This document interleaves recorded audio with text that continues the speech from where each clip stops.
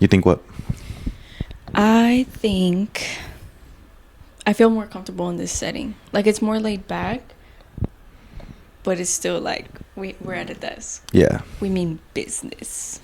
Yep. We're in the studio again. Third studio. We got evicted from the last one. They said they don't want us in there anymore. No, I'm just kidding. We got a little, like, tell that bird to shut up. We got a little, like a audio capture thing, so we can do it now at, well, I guess in my townhouse. Shout out again. So yeah, now we can record at pretty much whenever we feel the need to, and don't have to schedule with the UAS media team to let us borrow the studio.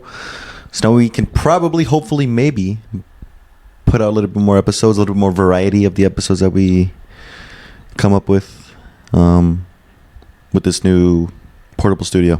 We should do an episode outside. No. Just imagine. Well, we'd need like some serious, like, what's it called, wind things for the mics. But that would be fun. Just in nature.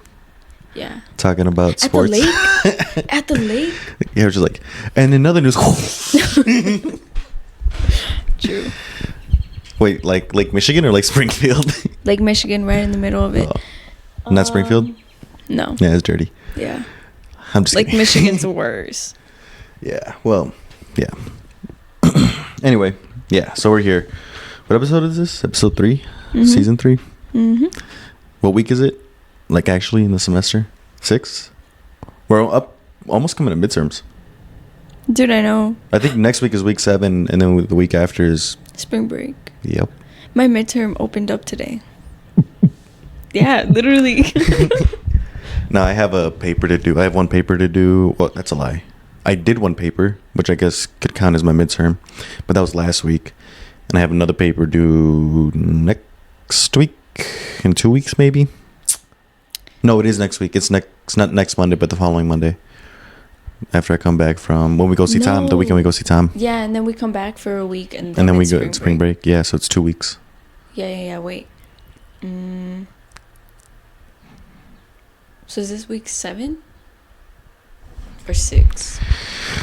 I guess I can look at my canvas. Yeah, do that. Yeah, you can.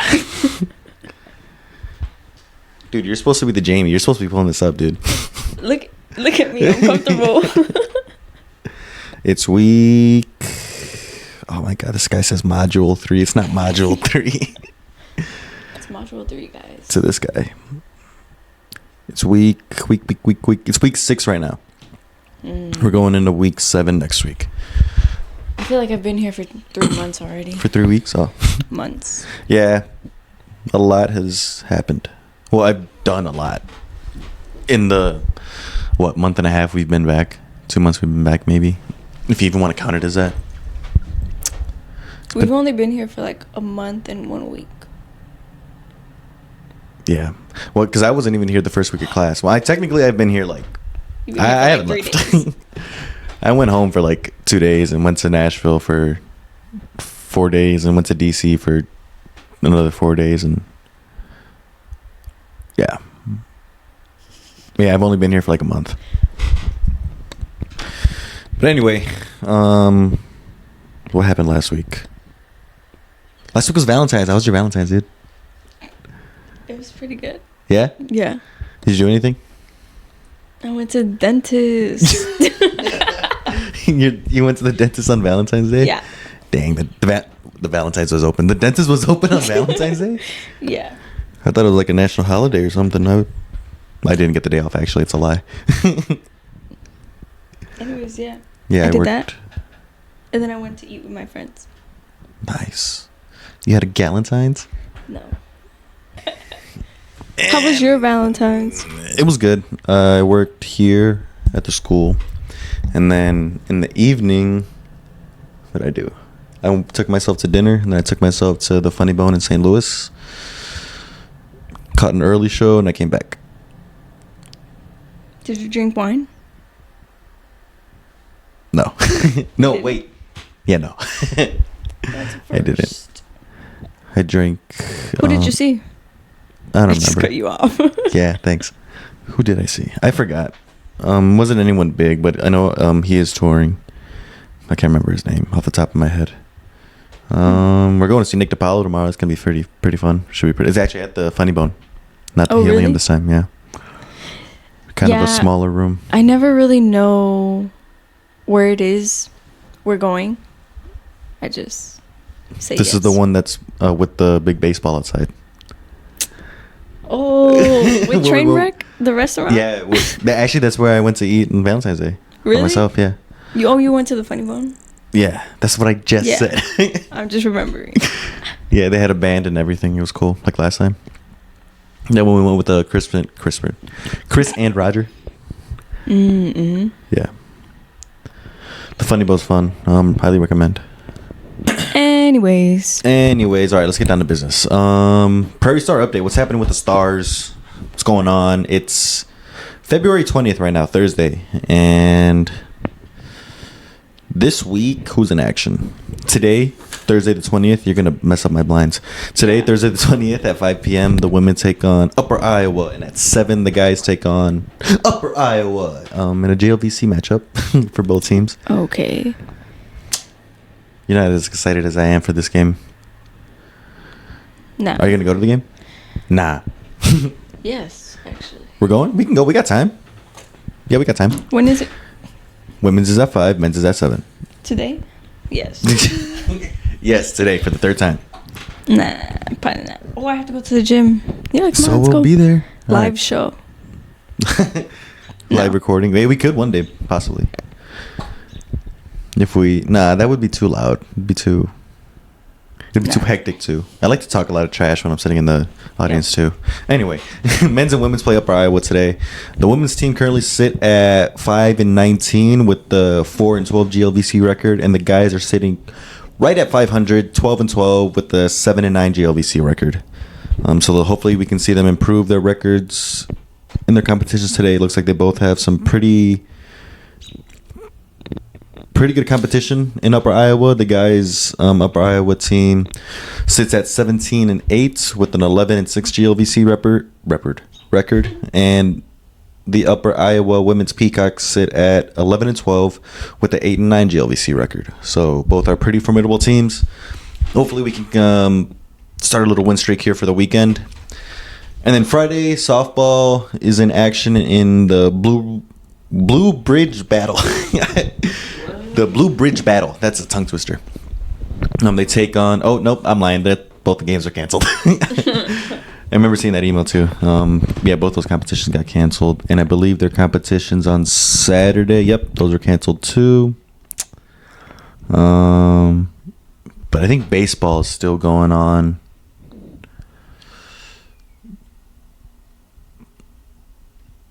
Yeah, that's later. But men's and women's tennis are also in competition this weekend. Track and field are at the IC Hilltop Classic this weekend. More canceled. Softball stuff. Oh, baseball takes on Norwood at home. Isn't that their home opener? Or was it last week? This could be the home opener. It says that the Stars are 2-2 right now, so it's pretty early on in the season.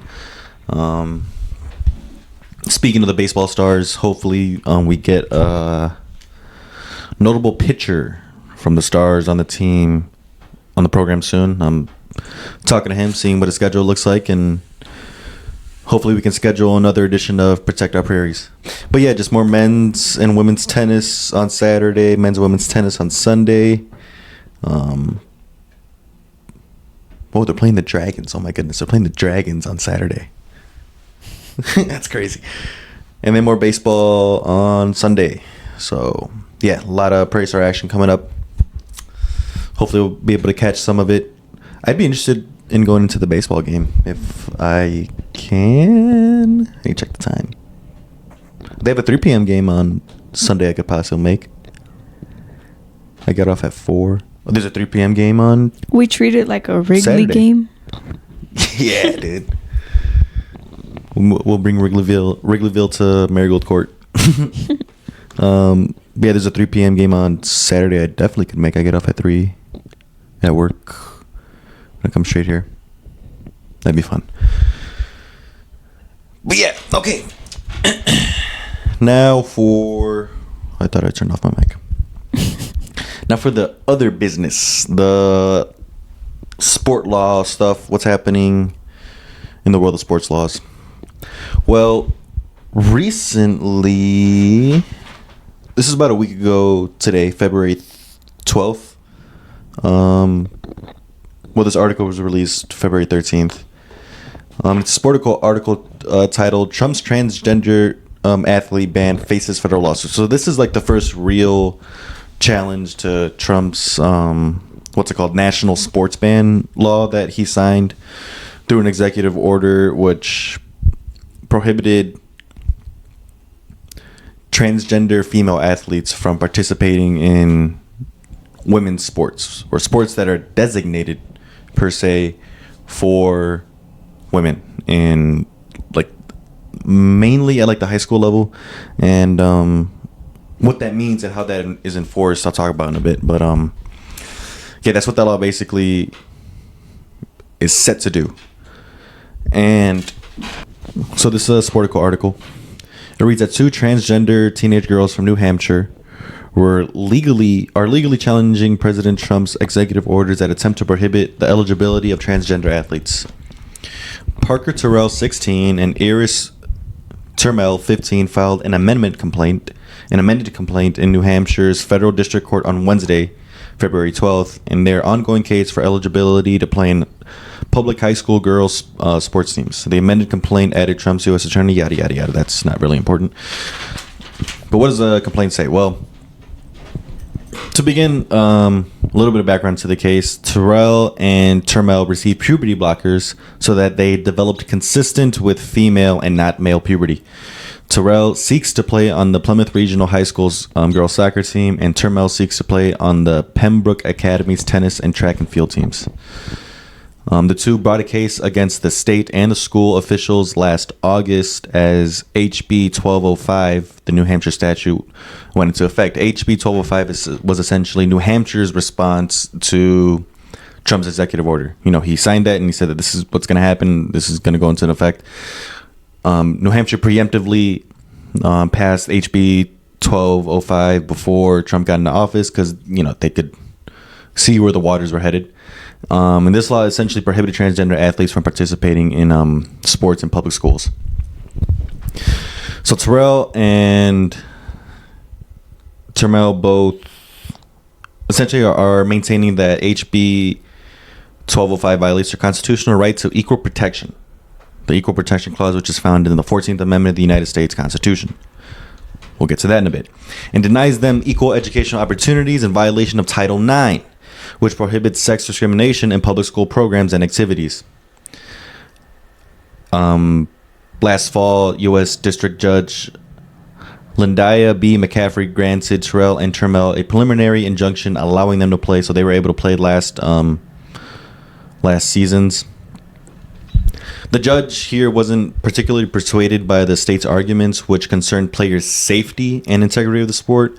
The judge opined that the state submitted no evidence that transgender girls' participation in sports in New Hampshire has created a safety problem or has jeopardized the integrity of girls' athletics competition. I mean, the judge even goes to point out that competition wasn't even impacted by them being eligible to play. Terrell's soccer team ended up going winless in their season, and Termel didn't even make the cut for the softball team. Dismissed it.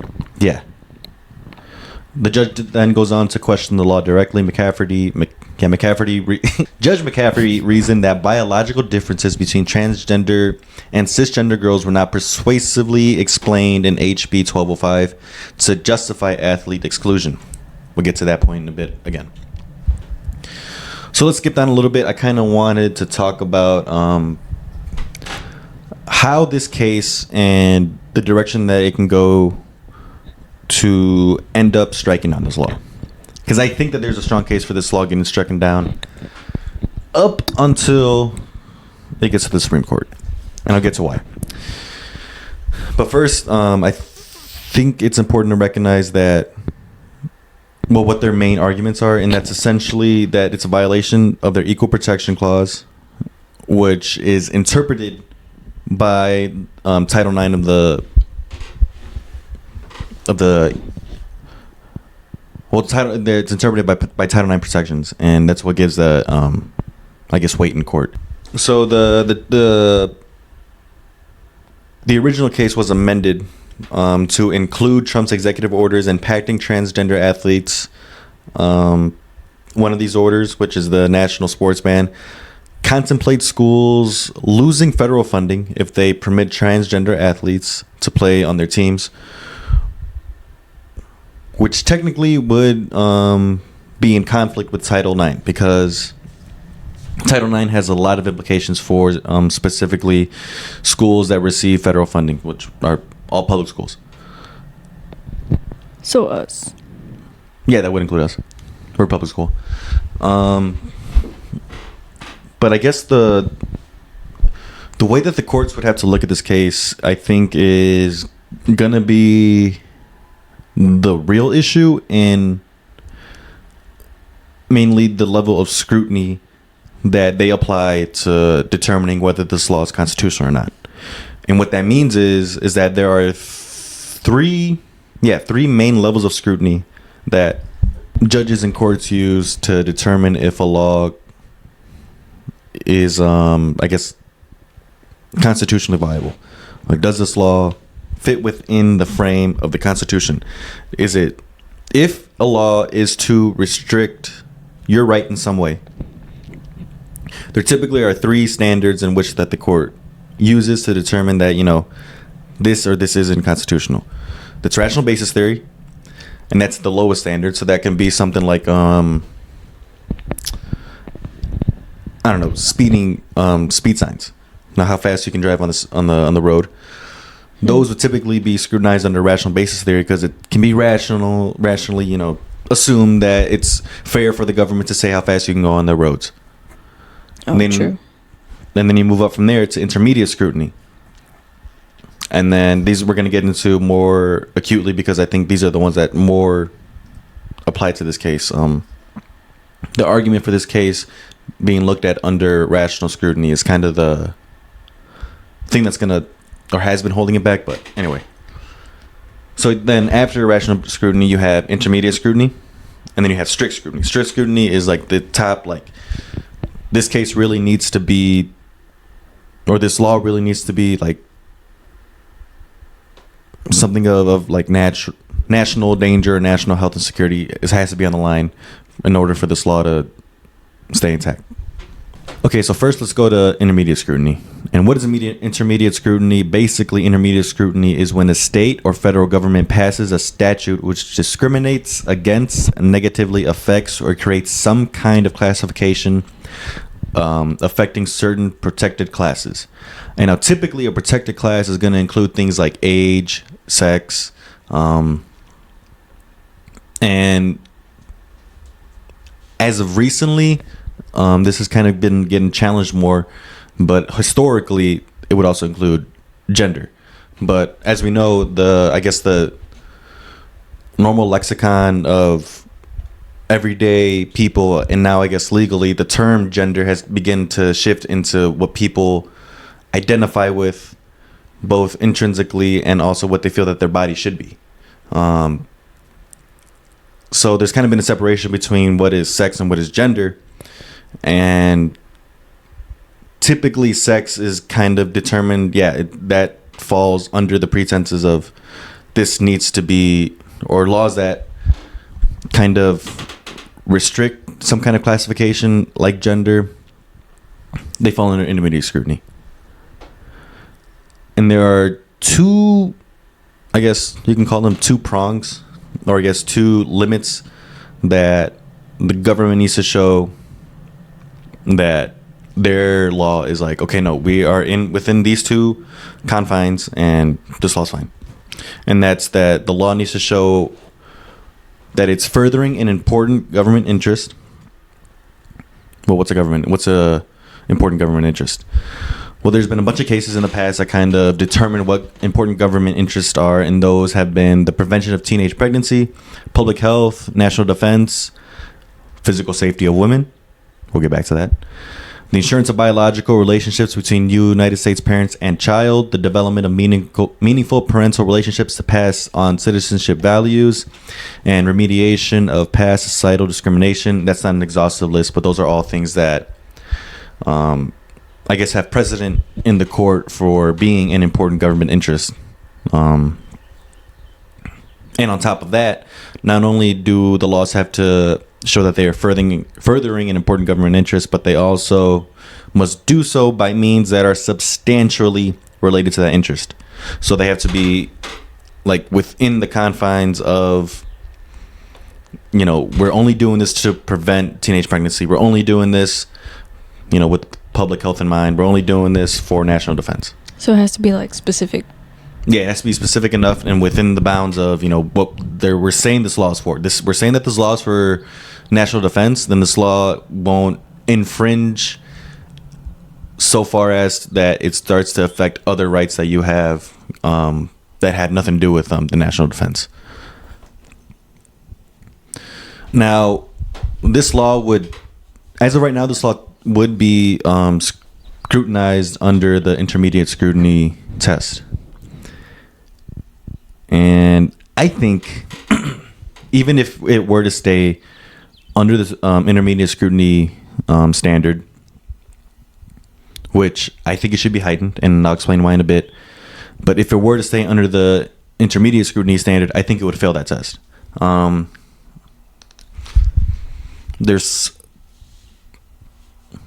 think that there's precedent for this. There's a case from 1996, United States versus Virginia, the VMI case. Let me pull up the facts of the case. This was a Supreme Court case where the Virginia Military Institute had a policy that limited enrollment to only men. The state argued that this restriction was appropriate because women would not be able to withstand the rigors of its training programs. Sounds familiar. However, it seemed to acknowledge that there might have been a potential problem with this policy since it created an alternative program for women at Mary Baldwin College. This program, known as the Virginia Women's Institute for Leadership, was woven into the structure of that of women's only liberal arts institution, which created a very different experience from the Virginia Military Institute. The majority opinion written by the great Justice Ginsburg found that the justices that ruled in the majority were not convinced that the Virginia Women's Institute for Leadership was equivalent to the Virginia Military Institute in terms of either education and training or post-graduation advantages. Justice Ginsburg considered not only the program itself, but also the benefits that would provide to its graduates in the long term. The standard of review in the majority opinion arguably seems higher than that of the usual intermediate scrutiny for gender-based classification, since Ginsburg stated that an exceedingly persuasive justification was required from the state. Now, I think it's... Yeah, this part from the Justia website was kind of interesting too. It was on the case commentary. It says the standard of review in this case seemed higher than the usual intermediate scrutiny, which we just went over, only involved necessitating important government interests and do so by means that are substantially related to that interest. People felt that it was unusual that it seemed a bit higher than intermediate scrutiny for gender discrimination, perhaps because women were completely excluded rather than merely treated differently. This decision relied in part on the examination of the historical record, which showed that systemic pattern in Virginia of hindering women from pursuing higher education. The court thus found that this policy is especially suspicious in its context. VMI, which was the last all-male public university in the nation, nearly decided to go private rather than open its doors up to women. But in an 8-7 vote by its board, it decided to start admitting women, which was barely preferable to giving up its public status. So the court here in this case was essentially arguing that the outright exclusion of women, or the outright exclusion of this category of people, could signal a increase in the level of scrutiny that these kinds of laws would have to find muster under. So now I think the precedent of this case could be argued that the national sports ban lacks an exceedingly persuasive justification for applying a classification based on gender, similar to the VMI case. But then, you go back and then you say, well, Nick, you just said that the physical defense or the physical safety of women has been, I guess, ruled by the court to be an important government interest. Well, I think if we just look back at the case, or look at the case in general, in regards to the physical safety of women, like I said before, Justice Judge McCafferty reasoned that the biological differences between transgender and cisgender girls were not persuasively explained in the law. She particularly objected to HB 1205 barring all transgender athletes. She's quoted as saying that when a transgender girl does not experience male puberty, she will have no inherent biological or physiological advantages over cisgender girls in athletics. Continuing on from there, it was also noted that while the eligibility of transgender athletes has attracted significant political difference, available data indicates that there are relatively very few transgender athletes in general. NCAA President Charlie Baker has estimated that there are fewer than 10 transgender athletes out of the 510,000 active collegiate athletes. Other estimates indicate that there are less than half of 1% of high school athletes are transgender. So, the physical safety of women, there are more pressing issues, I think. And, I think the Judge McCafferty makes a good point in saying that in one point, I think it's a bad law, but on another note, I think barring all transgender athletes, especially at the high school level, where these teenagers are beginning to come to an age where they are forming into their bodies and they're figuring out what they want to be and who they are as a person, and they begin to make a transition, and then they do that before the time that they experience male puberty, like what was noted, there will be no inherent biological or physiological advantage over cisgender girls in athletics. So I feel like the physical safety of women, I guess, importance, or I guess government interest, kind of loses its legs there. There would need to be a lot of data on girls getting beat up in sports by transgender athletes, and you always see on the internet there's one case that happens every 4 years, and they're see, it happens. We were right all along. Yeah, we were right all along. This happens every 5 years. Well, girls get beat up by girls every weekend in the UFC. Have you been to Waukegan? Exactly. Yeah. It's a part of the sport, especially in sports that are physical in nature, to expect that you're probably going to get hurt at some point. But it's another thing to assume that, because this 12-year-old or this transgender girl that hasn't even experienced puberty yet has some kind of advantage over other girls of similar age. I think it's just deaf to how children grow up, and I don't know. It's excessive, and there's really no point in it. No, there isn't. But I think, or I want to try to make the case that this law should be measured, or I guess weighed against strict scrutiny. Now, strict scrutiny is a much more, or I guess it's a much harder test for the government to pass to prove that their laws aren't unconstitutional.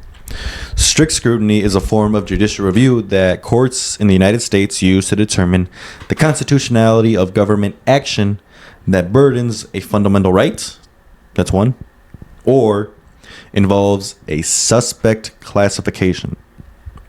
So a suspect classification throughout Supreme Court precedential history has been race, religion, national origin, and alienage, which is, I guess, your legal status, your legal citizenship. Correct. Status. Yes. Continuing, once the court has determined that strict scrutiny does apply to the case, strict scrutiny starts from a presumption of unconstitutionality, shifting the burden of persuasion to the government, which must then produce evidence sufficient to show that its actions were constitutional. The government must show three things: that the actions were narrowly tailored, that they were a compelling government interest, and that they were the least restrictive means to further the state's interest. So what is narrowly tailored? Narrowly tailored essentially means that this was a quote from Supreme Court case Ward versus Rock against racism. So it is a case from 1989. I thought you were going to say Ward versus Gotti. Yeah, Ward versus Gotti, the Supreme Court trilogy, case. the Supreme Court trilogy case. Yes. No, Ward versus Rock against racism. And it's a 1989 case, and I think this was a footnote from that case, but essentially described what narrowly tailored meant, and it means that so long as the means chosen are not substantially broader than necessary to achieve the government's interest. So the law is written so specifically to only fulfill the intended goals of the law. That's one. It has to do that. The government also has to prove that it is a compelling government interest. That means that this has to be necessary. It's not a matter of choice, preference, or discretion. So those are more like extreme things that are strictly within the realms of public health and safety and national security. And the last one is the least restrictive means. This typically applies to First Amendment challenges. And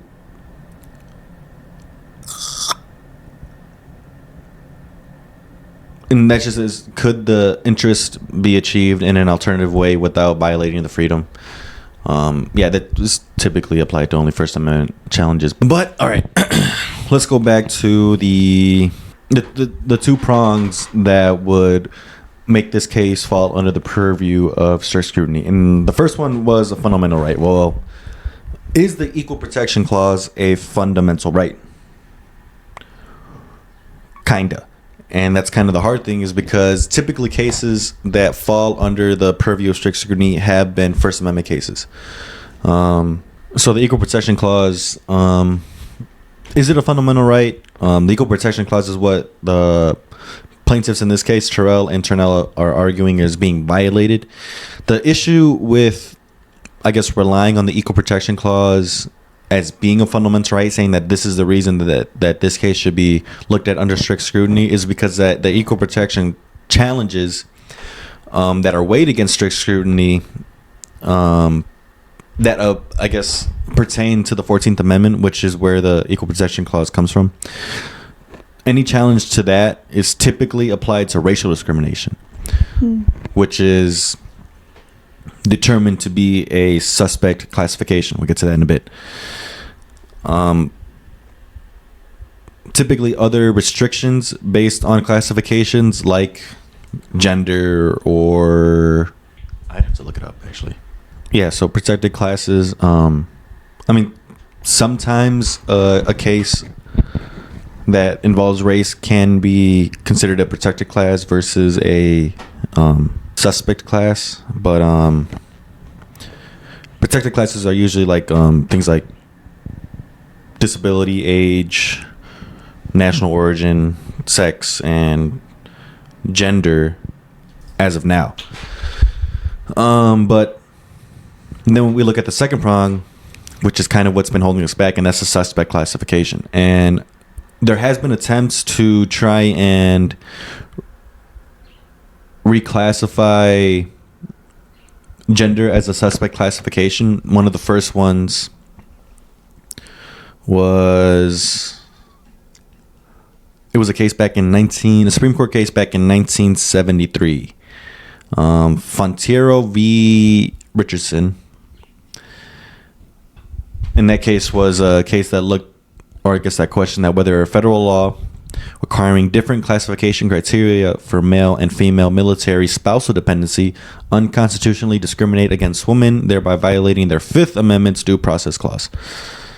And the court held in this case that The statute in question clearly commanded dissimilar treatment for women and men who are similarly situated, violating their due process clause and the equal protection requirements that the clause implied. However, the majority could not agree on the standard of review. And that's pretty much left gender in its original meaning, and sex for that matter,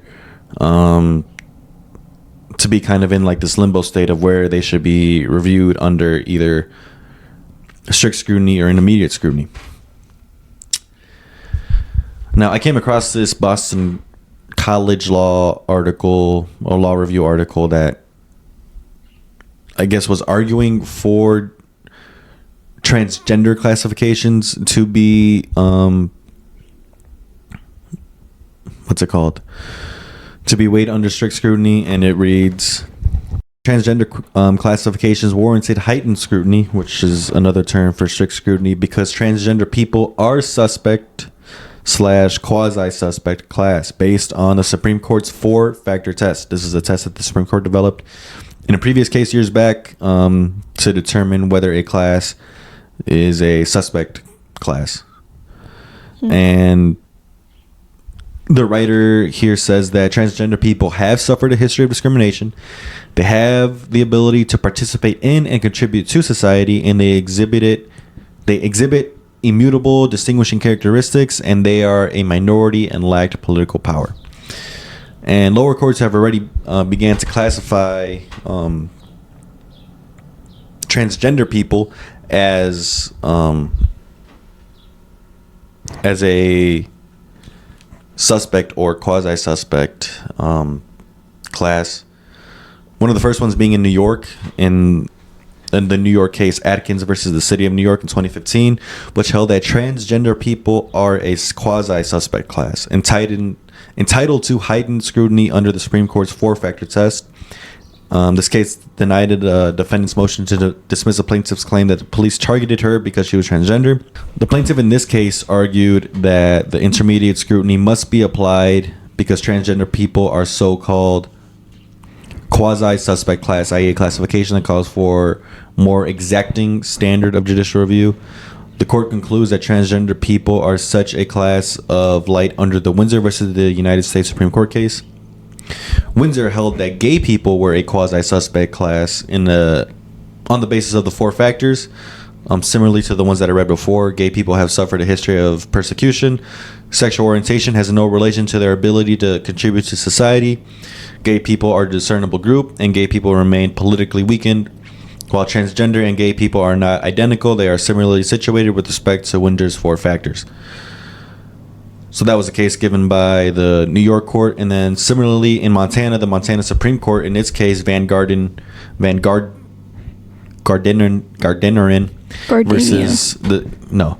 versus the state of Montana.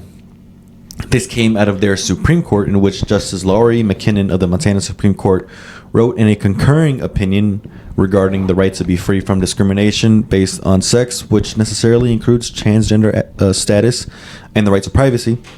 Justice McKinnon writes, strict scrutiny is undoubtedly the appropriate tier of scrutiny.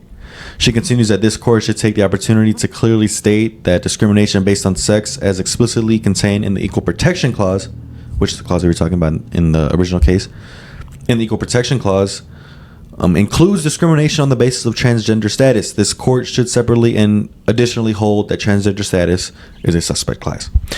So there's some movement within the federal court system to kind of begin to recognize transgender people as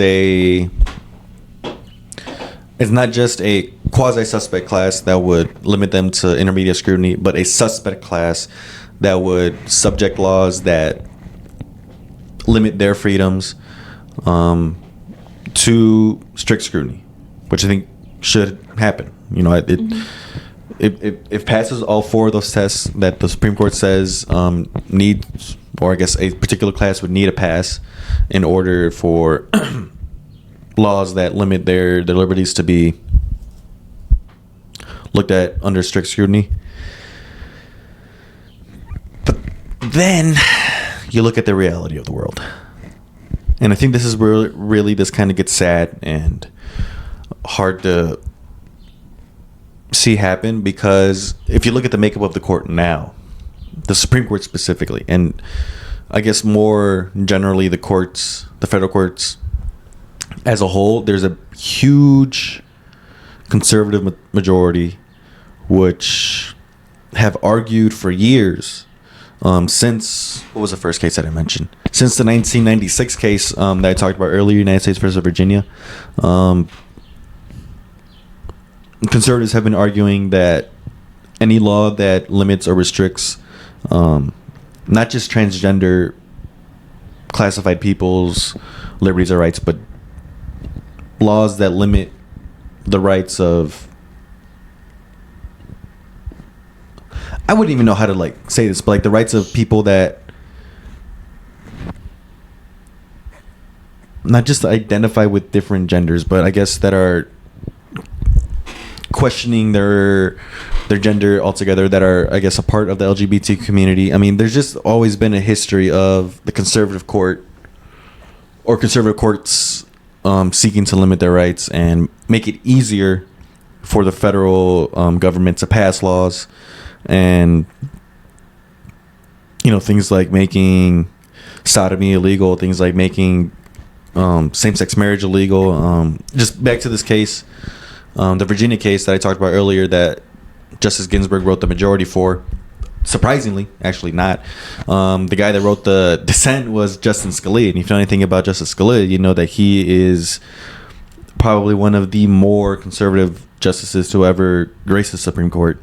A summary of his dissent reads that, pointing out that the majority seemed to apply a higher standard than intermediate scrutiny, Scalia argued that it created doctrinal uncertainty by failing to use either intermediate or strict scrutiny. He also used his dissent as an opportunity to reiterate his opinion that the appropriate standard of review for gender-based classifications should be rational basis rather than any heightened standard. So, there it is. I guess they've been arguing since at least 1996 that any gender-based classification limitation should be under the rational basis scrutiny, which would threaten a lot of people within various LGBTQ communities, but also just women in general too. It could be very dangerous if laws were measured against such weak standards. Yeah, weak standards. It'd be bad. But yeah, so I guess just looking at this from a realist perspective, like everything in the legal system, we're just gonna have to wait and see how things play out, and that's just the nature of the beast. And if this case ends up going up to the Supreme Court, I have very little hope that justices on the court now will see that transgender people should be, or are a class that should be protected by suspect classifications and strict scrutiny. But I don't know how likely it is that this is going to go up to the Supreme Court. It's like the first big challenge to Trump's law, and adding it kind of heightens it, and putting the 14th Amendment implications on it kind of gives the Supreme Court a little bit more reason to believe that they have jurisdiction over this case. But I mean, for all intents and purposes, this case could go to a federal court of appeals, and because it seems like that's what's going to happen, and it dies there. And who knows? I mean, maybe the court, if the federal court of appeals ends up ruling in favor of the state and leaves the law intact and gets rid of the injunction, and they can submit a writ. I guess the losing parties of the case could submit a writ to have the Supreme Court hear their case, but I don't know that the Supreme Court would even bother bringing it to the docket, because there's the rule of 4. There's 9 justices. You only need 4 of them to say that, yes, let's listen to this case. Right now, there's 6.